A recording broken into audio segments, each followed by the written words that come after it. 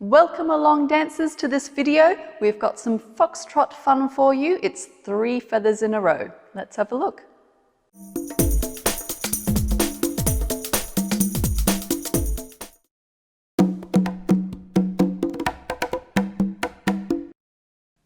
Feathers are a classic step in foxtrot. They come up all over the place. It's quite unusual for them to come up right in a row though, as they are going to do today. The idea of a feather is that on our quick that comes up in our foxtrot timing a lot, someone or other of us is going to take a step outside partner on the right foot. It's usually the leader, but in this case the follower gets a chance at it as well.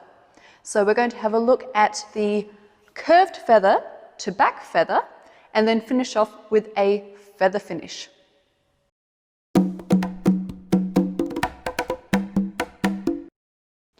Now the curved feather to back feather is a figure all of its own, but we're going to cut it up so we can have a proper look at how these feather steps work. So first of all, let's have a look at the curved feather.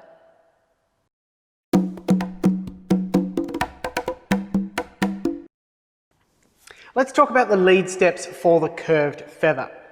Now, usually a full feather step would have a slow, a quick, and a slow.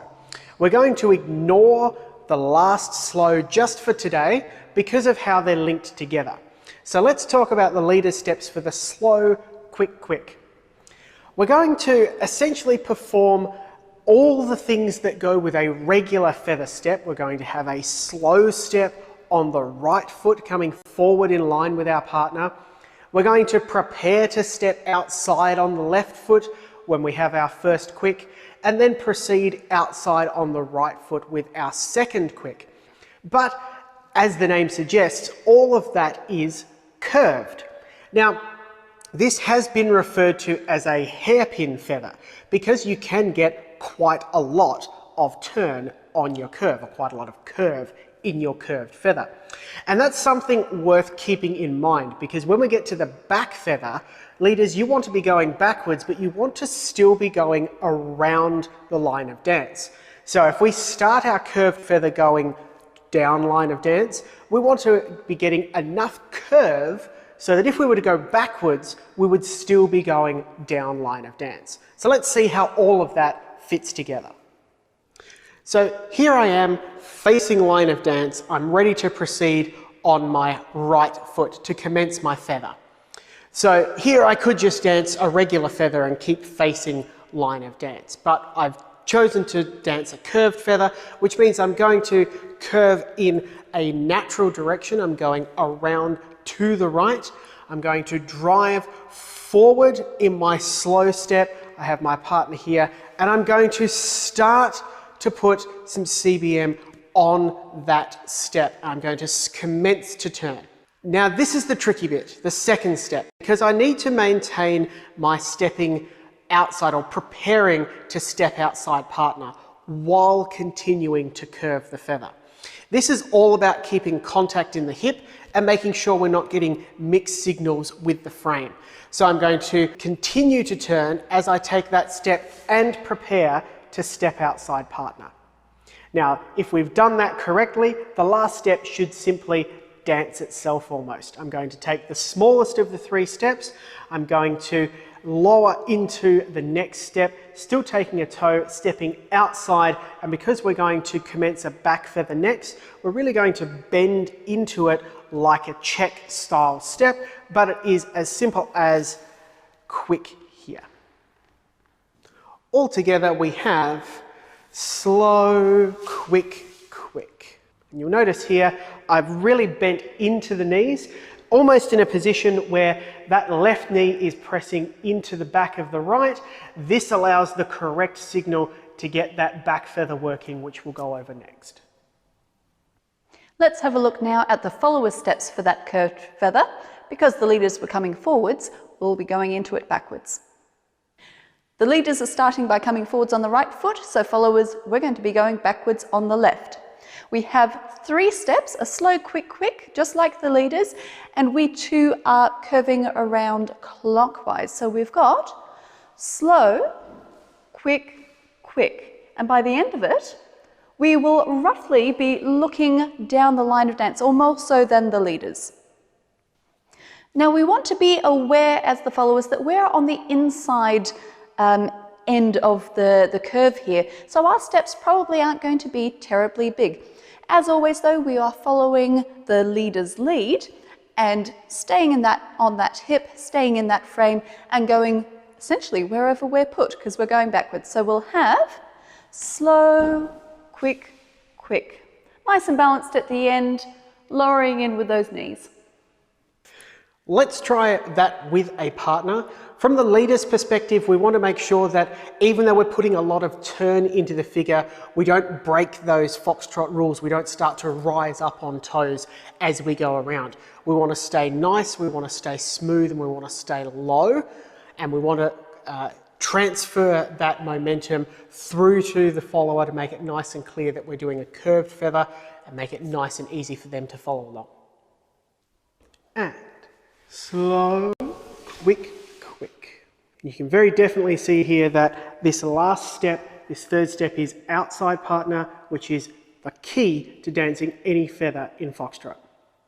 Slow, quick, quick.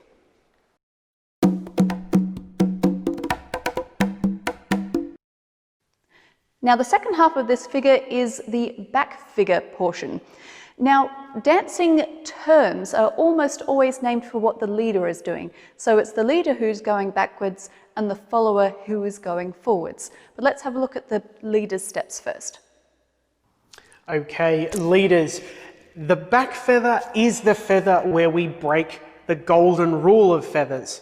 When you first learn feather steps, and there are about 8 of them to choose from, we always say that the leader's feather in front and the follower's feather behind. Now, of course, when you're dancing a back feather, a little bit like when you dance a back lock, that is just not possible.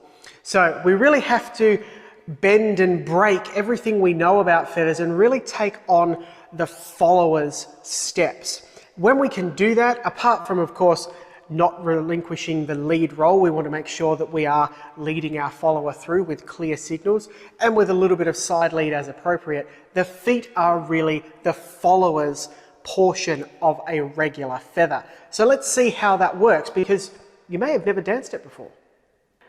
So if we step through that first portion with the curved feather, I've had our right, left, right, and I'm outside partner, and we said that we're going to sink into this knee as part of the lead to prepare the follower for that change of direction that comes with adding the back feather. So now I'm very much ready on my left, and I'm very much having to take a backward step. So I'm going to take that backward step with my follower in tow, making sure to bring her with me and keep her on the hip. I'm going to step back into a toe. I'm going to stay low, and I don't have to prepare to step outside anywhere here because the follower who is coming forward is doing that for me. So I'm going to proceed backwards again. And then on the final portion, this feather step, as I'm taking the follower across in that classic feathering foxtrotting pattern across the body slightly, I'm going to feather this behind, releasing the toe in the front, and now we're in that classic feather position, but I have feathered backwards, not forwards. Followers, for the back feather, we've got all the forward work, so let's have a look. As Ian said, the leaders will have lowered a little bit at the end of the curved feather, letting us know we're about to change direction. So we are ready with that right foot already in front. We're going to push it forward with a nice heel for a slow. That will be outside of partner because we were already outside of partner for that previous feather. So don't worry about trying to go straight at your partner, just sort of step through the line of their hip. So we have forward on the right and then a quick for our classic feather move, but now it's us going forward and that right foot will land outside again of your partner. So let's put the curved feather and then the back feather on all together. Ian's ready on the right, I'm ready on the left. We have slow, quick, quick, slow, quick, quick. And by the end here, I'm looking down line of dance, Ian's backing it, and I have taken my right foot past Ian for a feather. So that again, keeping nice and low, keeping nice and smooth. We have slow feather, slow feather. Now, as we said before, the curved feather to back feather is a figure in its own right, and it has several different endings that you can put onto it. But one of those endings is the feather finish, which gives us our third feather in a row. So let's have a look at it.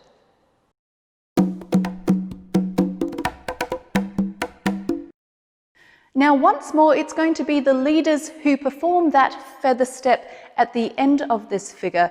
But because of our momentum and the way that we're orientated, it's the followers who have the first forward step. So we need a little bit of rotation so that we can continue down the line of dance, but it's the leaders who are performing the feather. Leaders, with the feather finish, you're going to harness that drive from the forward step of the follower, and you're going to let that power your quick quicks into the actual feather step. Now, the feather finish will inherently turn, but don't try to really turn it.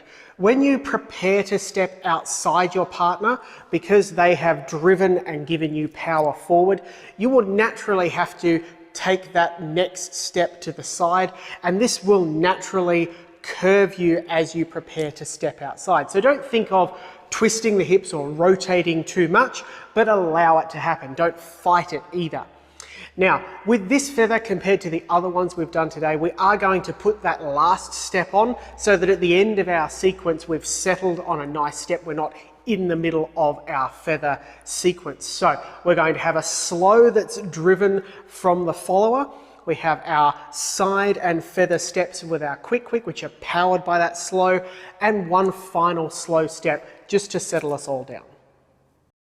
Because we're not performing a back feather, I'm ready to commence the figure on my right foot.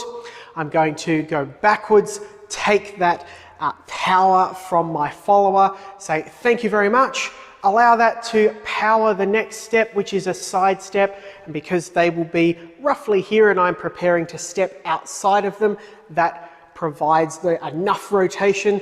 I'm now going to feather this third step, and then we just have that settling step, the last one on the left, as we finish the figure off. Slow, feather, and settle. Followers, we should be ready to drive forward on that left foot. This can be at our partner this time, so forward on the left. We feel that rotation start to happen as the leaders prepare to step outside. So it's side on the right, and then we're tucking behind on that left for that feather. We just have that one more step to settle, which is back on the right foot. So with the timing, we will have slow, quick, slow. So we're in position after what would have been our back feather, ready for the feather finish. The followers driving forward, we have slow, feather, and slow. And we finish here, nice and stable, ready to proceed forward on the right foot into whichever figure we'd like to. So followers, we're ready to drive forward, but then let the leaders take over again. Here we go. We have slow, quick, slow.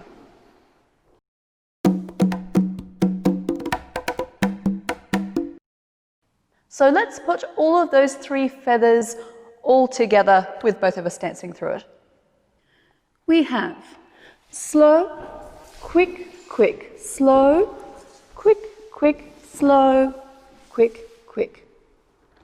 And slow, quick, slow, quick, slow, quick, slow. Popsicle toes, popsicle toes.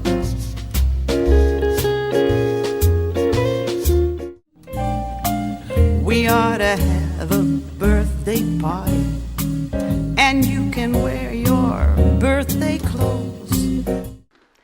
As you can see, those 3 feathers have taken us a fair way down the floor. And if you know the 3-step and put that on the end, you'll actually be in a perfect position to do those steps all over again if you'd like to. Well done, everyone. Thank you for joining us today. We'll see you next time.